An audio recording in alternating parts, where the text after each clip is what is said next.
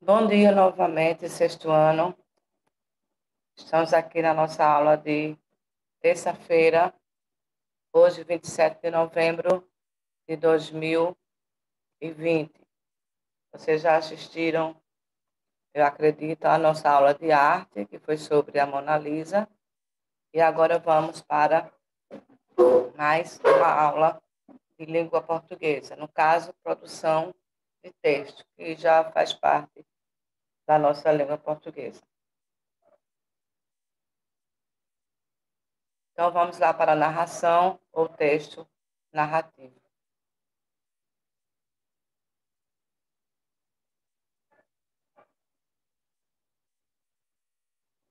Narração ou texto narrativo é o relato feito por alguém de algo, de uma sequência de acontecimentos. Essa sucessão de acontecimentos é chamada de enredo e considera um período de tempo e de espaço quando e onde acontece. Para mim, e eu já até falei para vocês que é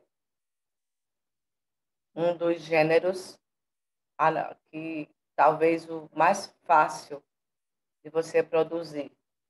Por que mais fácil? Porque essa produção, deixa eu anotar aqui logo, produção de texto narrativo. Quando você estava na barriga da sua mãe, com certeza você já ouvia contar histórias. E as pessoas vêm contando histórias de geração em geração, desde os primórdios mais antigos, que as pessoas contam fatos, anedotas, histórias de terror, às vezes histórias de verdade, e assim por diante. Então, a história ela é muito antiga e ela começou oralmente, isto é, não na escrita, mas sim oralmente. Então, essa sucessão de acontecimentos, aconteceu isso, depois aquilo outro. Aí vem a parte mais importante, tudo isso é chamado de enredo. Por exemplo, uma escola de samba no carnaval tem o seu enredo, tem a sua história, cada carro conta uma parte do enredo que é o assunto. E também nesse enredo nós temos aí o tempo e o espaço. Não há narrativa sem espaço e tempo. Tem que saber quando aconteceu e o espaço onde aconteceu. Então, quem assume o papel de narrar é chamado de narrador. Tá? Contar ou relatar algo é chamado de narrador. O narrador relata os acontecimentos vividos pelos personagens. Então, a narração é algo muito importante e hoje nós temos ainda a narração oral, quando a mãe convida o filho ou os filhos para fazer aquela leitura antes de dormir.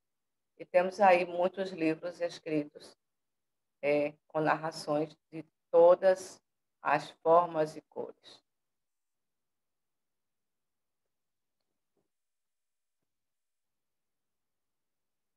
Vamos aí para os tipos de narrativa.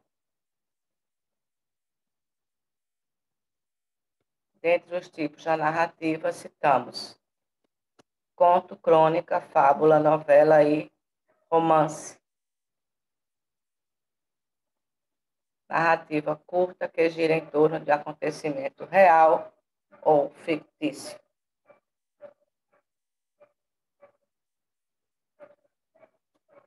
Então, temos aí o conto, a crônica, a fábula.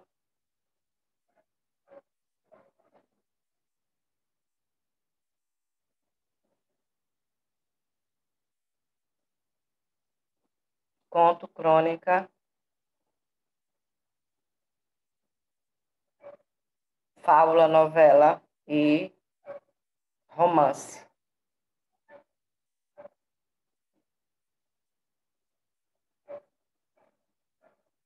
Continuando, o que é o conto? Conto, narrativa curta,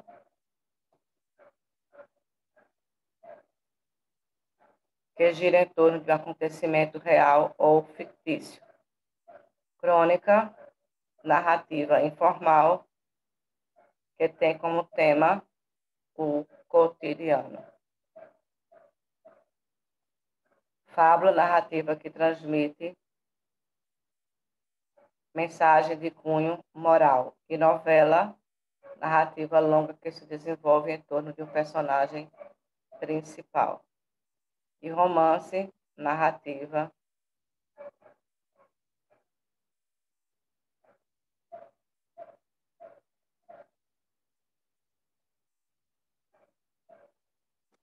que envolve várias tramas.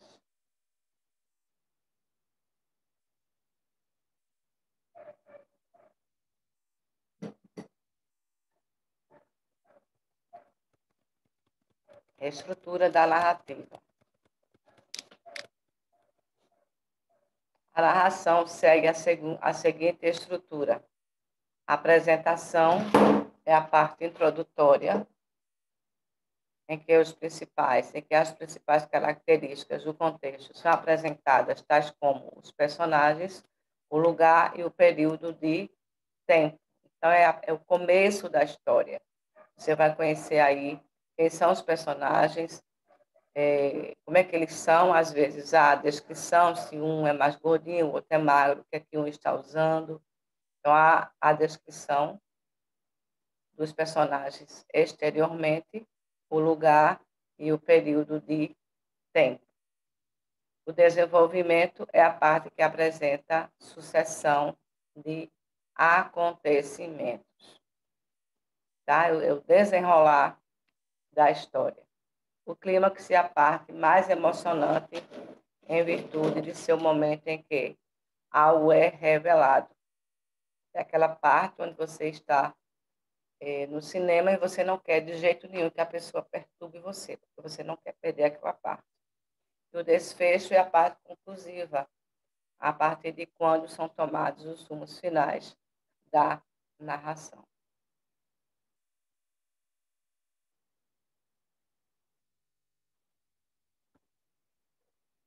Então, apresentação, desenvolvimento, clímax e desfecho. Não existe uma narrativa sem essas partes. Não existe narrativa sem essas partes.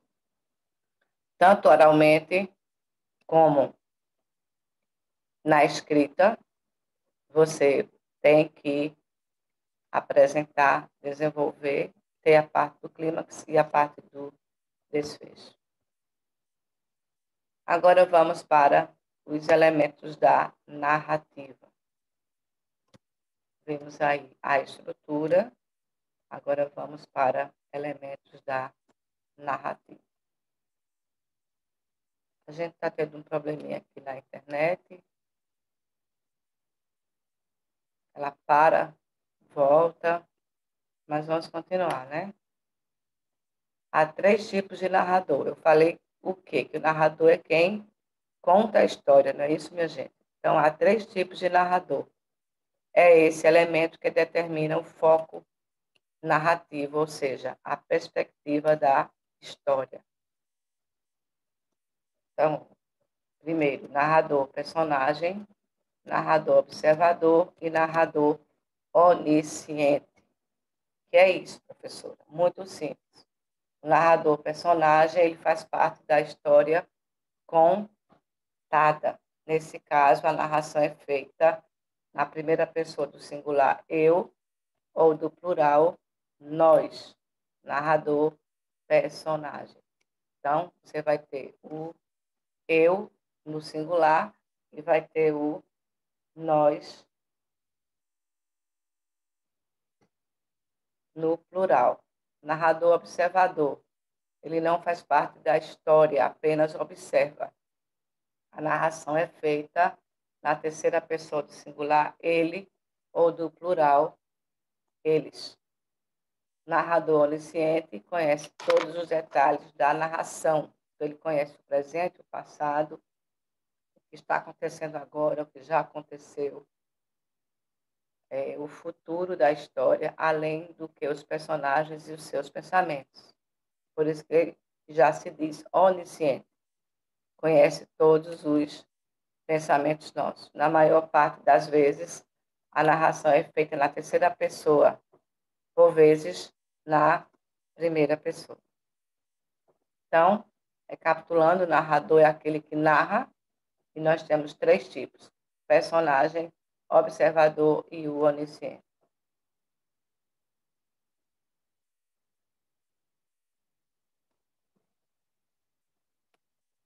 Personagens. Conforme a sua importância, os personagens são classificados entre principais e secundários. Então, temos o mocinho, né, que é o herói, e temos que o principal não pode faltar, e temos os secundários, aqueles que vão circundar, estar em volta do personagem principal. Os principais são chamados de protagonistas. Por exemplo, você assiste o filme de Batman e ele é o protagonista. Todos aqueles que estão querendo derrubar o Batman é chamado de antagonista, é o vilão ou os vilões.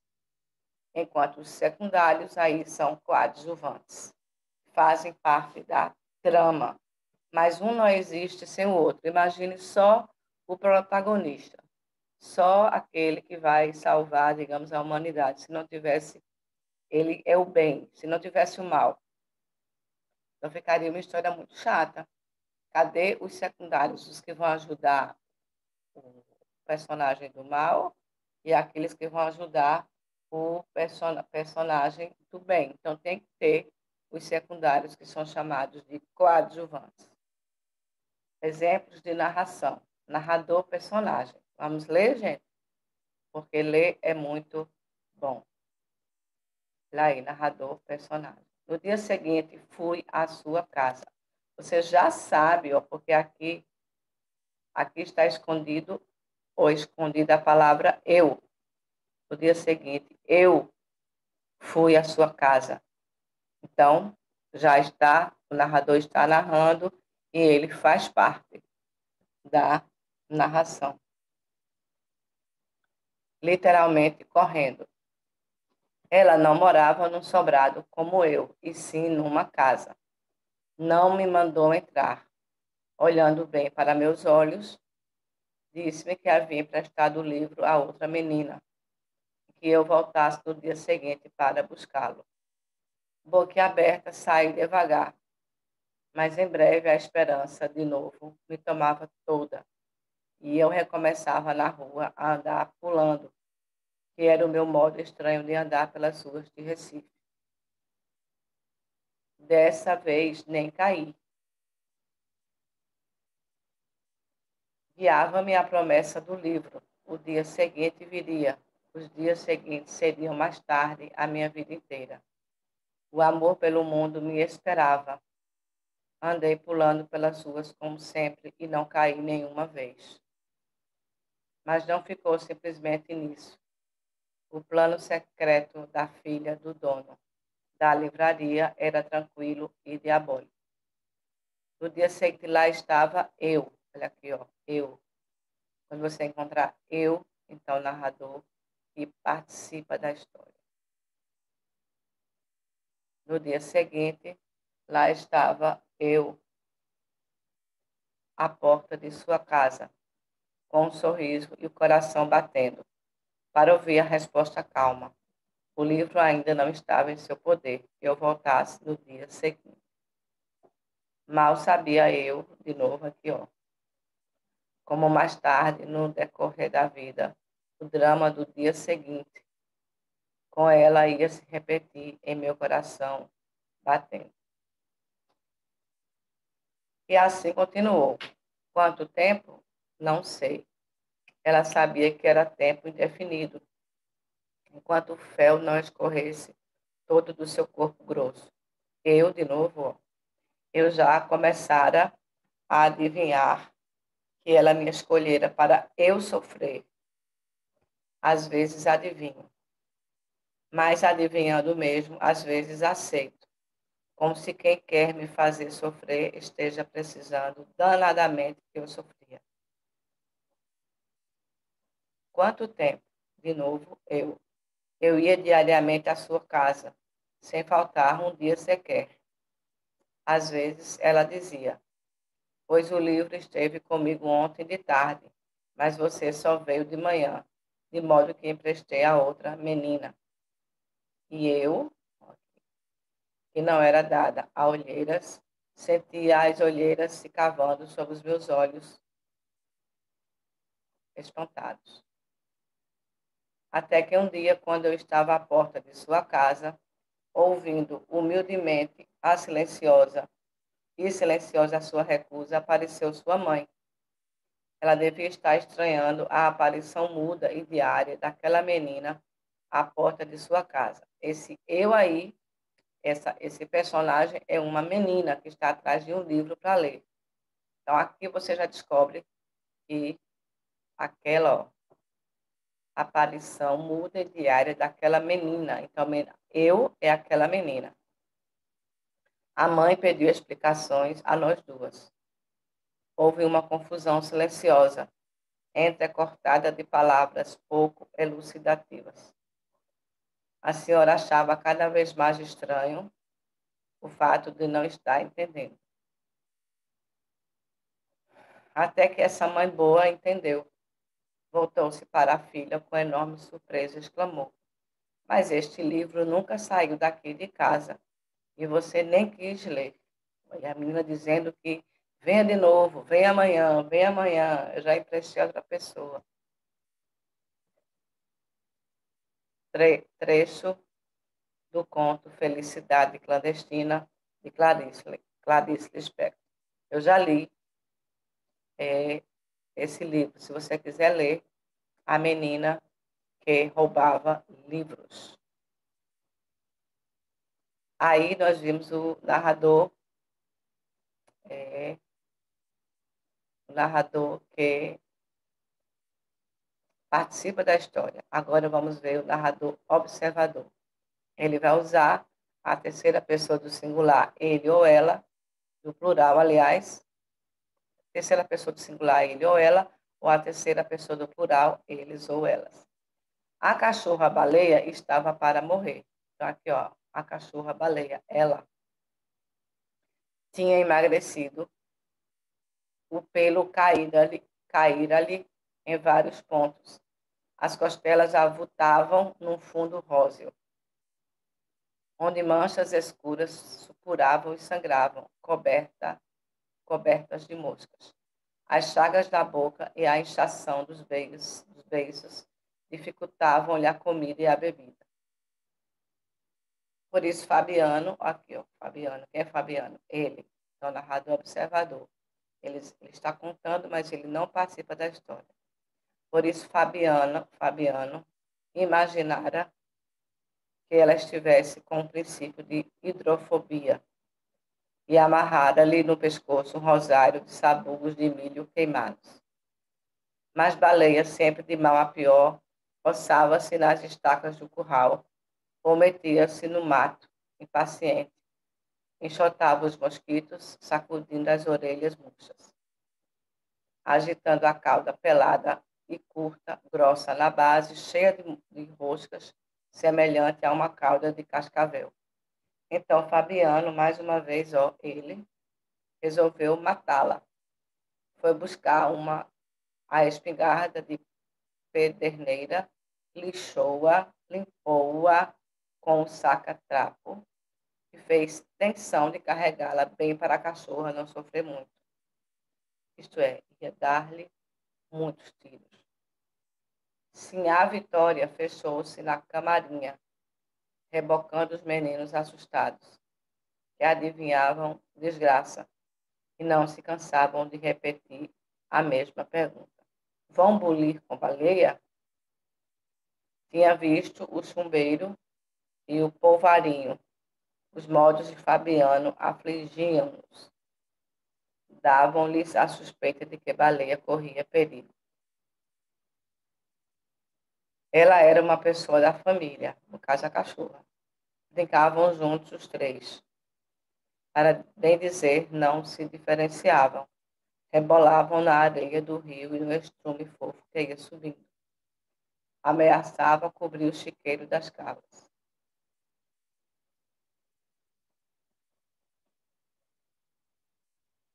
Trecho do conto Baleia, de Graciliano Ramos. Também não tem o final se Fabiano mata ou não a cachorra chamada baleia. Então, vemos o narrador que usa o eu, o observador que usa ele, e agora vamos para o narrador onisciente.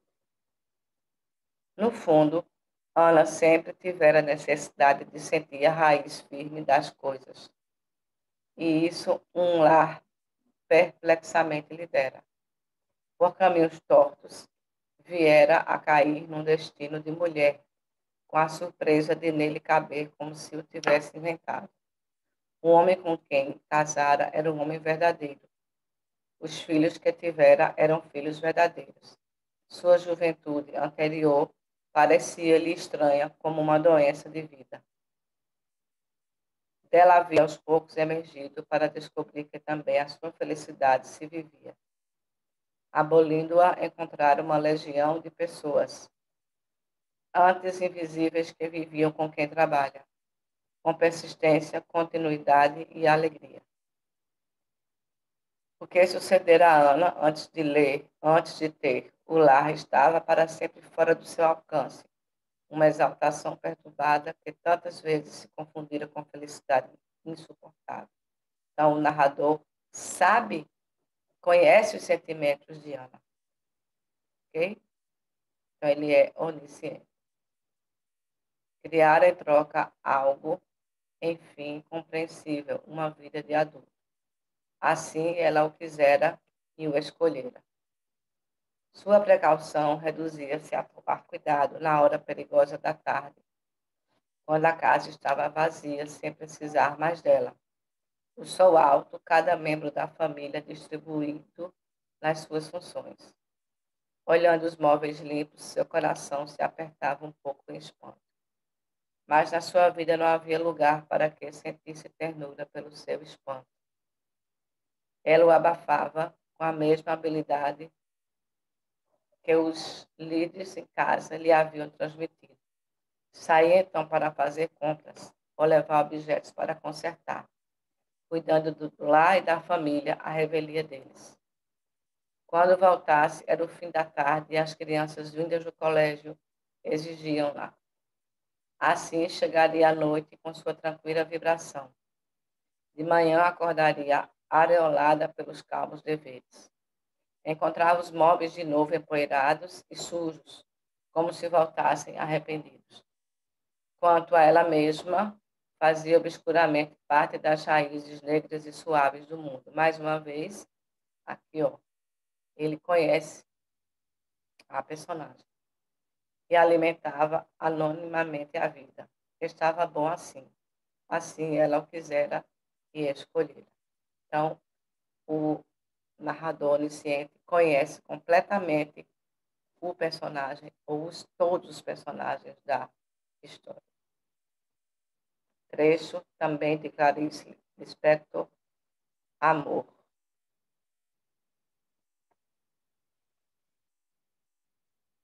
Então, gente, para casa eu quero que vocês façam um conto narrativo.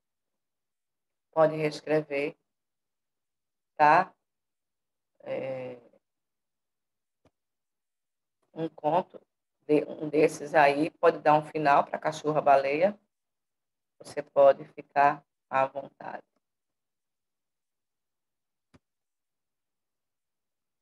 Enredo, vamos lá para mais uma parte da nossa língua, do nosso assunto. Enredo, também chamado de intriga,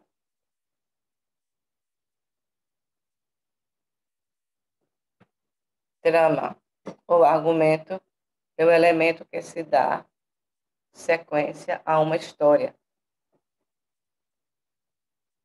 Isso porque é em torno dele que se desenvolvem todos os acontecimentos de uma narrativa.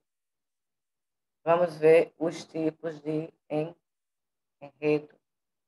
O enredo pode ser linear ou não linear.